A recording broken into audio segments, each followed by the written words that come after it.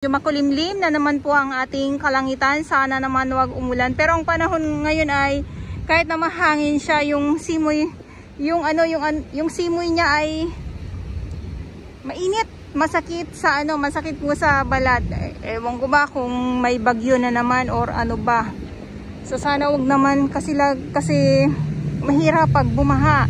At yung ating mga DPWH nga po ay nililinis na po ang ating mga drainage para nga pag bumaha ay pag umulan hindi na bumaha, lalong-lalo na dito sa dito sa Manila Bay. At ang sinisisi dahil daw sa pagbaha sa buong Kamaynilaan ay ang Dolomite Sun po. Ay sa pagkakaalam ko kahit nung wala pang Dolomite Sun ay bumabaha na po talaga. Bakit sa tuwing bumabaha ang may kasalanan ang Dolomite Sun? Napapaisip talaga ako, bakit ganon? Bakit ganon? Ayan, so ikot muna tayo dito. Magandang hapon sa inyong lahat at sa mga baguhan. Yes, welcome sa channel ni Miss Jolaine Dorabaus. Mahalin niyo po ako ng buong buo. Yun ay hindi galing sa ilong ng may singaw. Garo sa buwan. At dito, noong mga nakarang araw, katulad ng binanggit ko, dito talaga nakahilera yung mga sako-sakong mga kalat. O kita nyo naman yan, simot. Eto kasi bago na lang yan, yung mga nandyan. Ngayong hapon na lang yan, na kinukuha ng ating mga warriors dito ngayon sa Dalampasigan. Ayan sila. So pag doon naman sa Manila Yacht Club, ang ating DPS Mandaragat, so sila naman yung nandoon. Inuulit-ulit ko po kasi sila naman talaga yung nandito na naglilinis. At maraming salamat sa ating mga volunteers na din. Lalo na pagdagsa talaga pagkatapos ng bagyo, sobra ang daming kalat. At syempre yung ating mga security guard nandito pa din po. Hindi lang dito sa Dolomite Sun ang pusa lumabas doon. So hindi lang dito sa may Dolomite Sun may security guard. Sa Remedios mayroon din po. Sa Yacht Club mayroon din po. Ayan, sa mga hindi pa din po nakakaalam, parte dito po sa may Manila Bay, dito mismo lalo na sa Dolomite Sun ay bawal pong mangisda.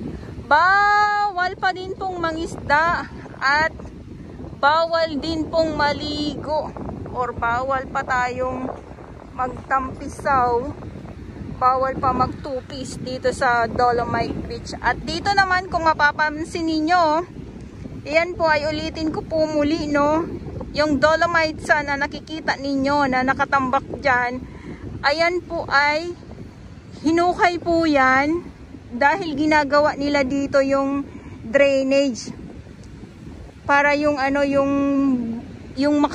makadaloy po yung tubig, lalo na tulad ng binanggit ko kanina, lalo na pag bumagyo. So kaya po yung Dolomite Sun ay nakikita nyo ay nakatambak. Hindi po yan bagong dating yan Dolomite Sun na yan, okay? So ito yung ating mga warriors, ang ating Spero Rangers ng DENR sa mga hindi po nakakaalam. Yun. So, ulitin ko po muli, sarado pa din po ang ating Dolomite Sun. At hindi ko din po alam kung kailan muli mabubuksan ito or magbubukas muli sa publiko kasi nga po sarado pa din. Okay? Dito, nung nakarang araw ay nandito tayo, so may mga nakikita tayo. Hello po! Ayan na sila. Meron tayo dito mga nakitang mga isda. So pagkatapos ng bagyo, tapos yung mga kalat nga po, kasi makikita natin dito ay ang mga isda naman po na mga buhay, buhay na mga isda. Yan. So ito bago na lang din to, yung mga yung mga nasasako ngayong hapon. Diba? Buwan ay marami. Oo nga po eh. At least wala na po, diba? Mabilis lang naman pag nakuha ka agad eh. Hindi, kailangan talaga maraming truck. Opo.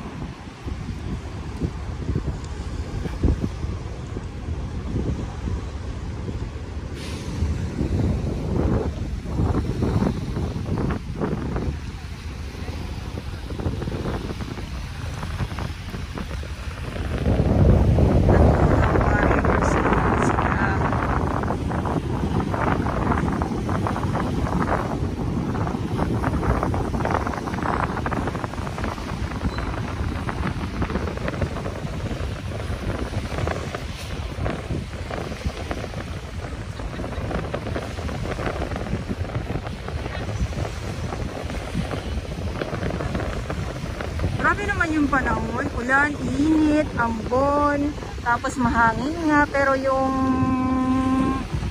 hangin is ano sa balat. Inuulit-ulit ko lang. Bakit ba? Inuulit-ulit ko lang. Bakit ba? Okay, so dito muna pakita ko po muna sa inyo, no?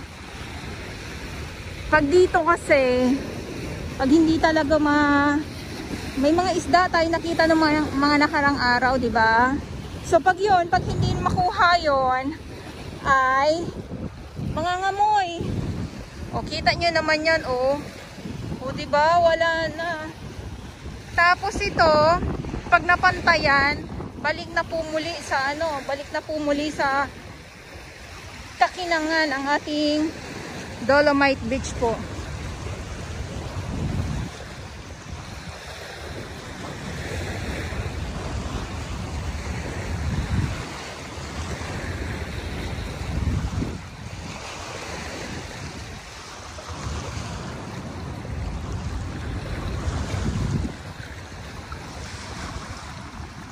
Gusto ko makita ko dito ay yung mga malalaking mga isda talaga.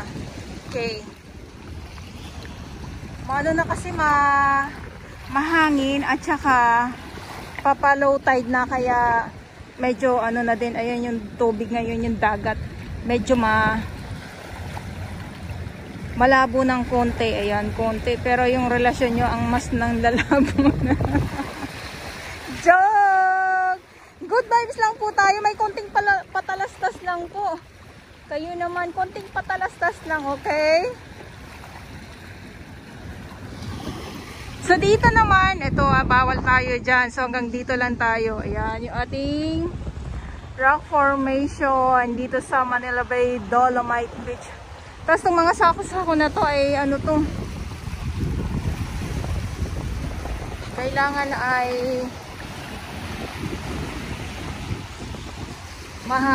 mahakot din po yan. Or itong mga kahoy pala ay panggatong. Yung mga kahoy na yan, ulitin ko po muli, itong mga kahoy na yan ay pwede pong panggatong sa mga nangangailangan ng kahoy.